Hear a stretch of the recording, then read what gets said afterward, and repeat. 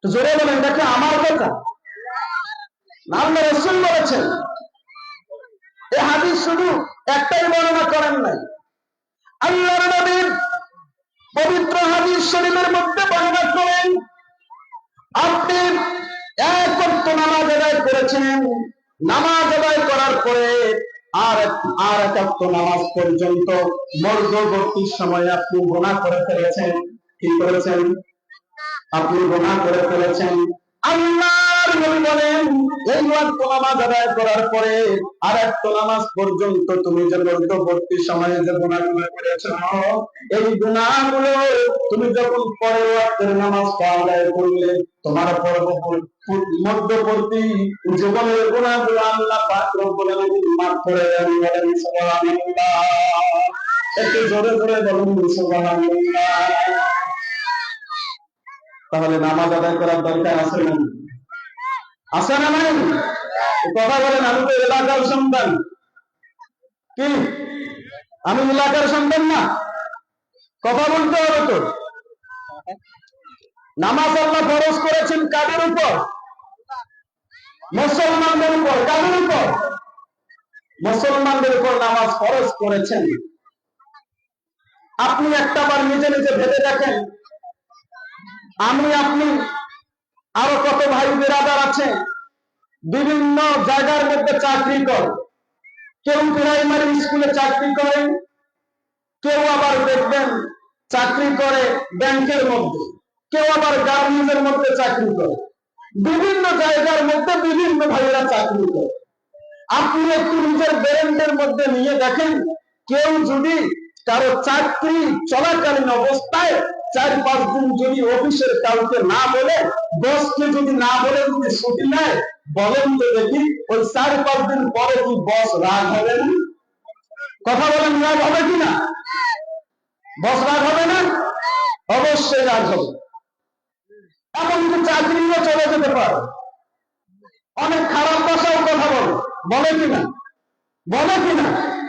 কিন্তু আপনি একটু লক্ষ্য করে দেখেন, আপনি ব্যাংকের মধ্যে চাকরি করেন, আপনি প্রাইমারি স্কুলে চাকরি করেন, কলেজের মধ্যে চাকরি করেন, বিভিন্ন জায়গার মধ্যে চাকরি করেন, আপনি একটু ভেবে দেখেন, আপনি যদি 5 দিন আপনি যদি মিস করেন, যদি অফিসের বসকে যদি আপনি না বলেন, তাহলে অফিসের বস আপনার উপর রাগান্বিত হয়ে যায়, আপনার উপর রাগান্বিত হয়ে যায়, এমন সময় আপনার চাকরি চলে যায়। কিন্তু যেই মসজিদ ঘরের মধ্যে আল্লাহ পাক রব্বুল আলামিন মুসলমানদের জন্য নামাজ ফরজ করলেন, বললেন জামাতের মধ্যে নামাজ আদায় করে দেন, আপনি সপ্তাহে 6 দিন নামাজ আদায় করেন নাই, শুক্রবার আপনি মসজিদের মধ্যে চলে গেছেন, বলেন তো শুক্রবার যখন আপনি মসজিদের মধ্যে গেছেন, মুয়াজ্জিন কি আপনাকে আটকায়? চলে বলেন, মুয়াজ্জিন কি আপনাকে আটকায়? ইমাম সাহেব কি আপনাকে বাধা দেয়? কেউ আপনাকে বাধা দেয় না। মুয়াজ্জিন বলে না যে এই 6 দিন তুমি আসো নাই, এই শুক্রবার মসজিদে তুমি ঢুকবা না, এ কথা মুয়াজ্জিন বলে না, ইমাম সাহেব বলে না। তাহলে মসজিদ ঘরটা শান্তির স্থান? অবশ্যই শান্তির স্থান। মানে মসজিদ ঘরের মধ্যে আপনি নামাজ আদায় না করলেন 6 দিন, শুক্রবার নামাজ আদায় করতে গিয়েছেন, আপনাকে কেউ কিছু বলে না, বরং আপনাকে সাহস দেয় যে আসেন নামাজের দিকে আসেন। তাহলে ইসলামটা কত শান্তিপূর্ণ একটা ইসলাম। শুধু তাই নয়, এই নামাজ পড়ার উপকারিতা আছে, নামাজ পড়ার উপকারিতা আছে। আল্লাহ পাক রব্বুল আলামিন সূরা হুদের মধ্যে বললেন, ইন্নাল হাসানাতি ইউযহিবুনাস সাইয়্যাত।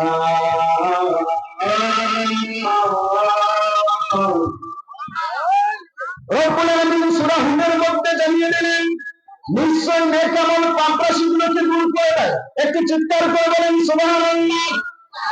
এমন ভাবে আয়াতটি নাযিল করা হলো, পাপ রাশিকে এমন ভাবে নেক আমল গুলো দূর করে দেয়। আপনি যখন নেক আমল করবেন, ওই নেক আমলের মাধ্যমে আপনার জীবনের পাপ গুলোকে এমন ভাবে দূর করে দেয়, মানে আপনি অতীতে আর কোন গুনাহ করেন সুবহানাল্লাহ।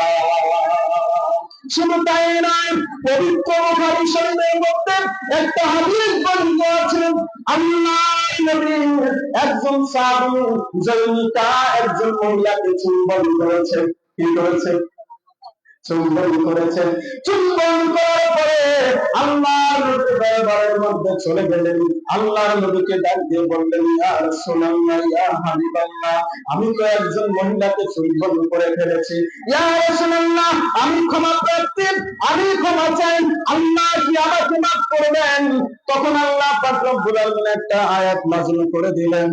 আয়াতটার মধ্যে আল্লাহ পাক রব্বুল আলামিন বলেন, এই আয়াতের মধ্যে আল্লাহ পাক রব্বুল আলামিন বলেন, ওয়া আকিমুস সালাতা তারাফান নাহারি ওয়াজলাফান মিনাল লাইলি ইন্নাল হাসানাতি ইউযহিবুনাস সাইয়্যাত। জোরে বলেন আল্লাহু আকবার। একটু জোরে বলেন না আল্লাহু আকবার। আল্লাহ পাক রব্বুল আলামিন বলেন, তোমরা দিবসের অংশে এবং রাতের কিছু অংশে তোমরা নামাজ তোমরা আদায় করো। আর আয়াতের শেষ অংশের মধ্যে বললেন, ইন্নাল হাসানাতি ইউযহিবুনাস সাইয়্যাত, নিশ্চয়ই নেক আমল পাপ রাশিগুলোকে দূর করে দেয়। বলেন সুবহানাল্লাহ।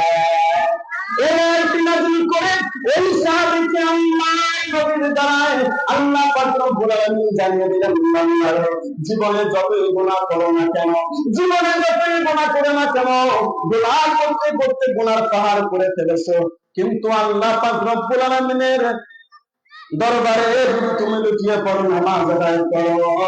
নামাজ আদায় করো নেক আমল না বদ আমল? বলেন নেক আমল। সেজন্য নেক আমলের দ্বারা আপনার পাপ রাশিগুলো আল্লাহ দূর করে দেয়। বলেন সুবহানাল্লাহ।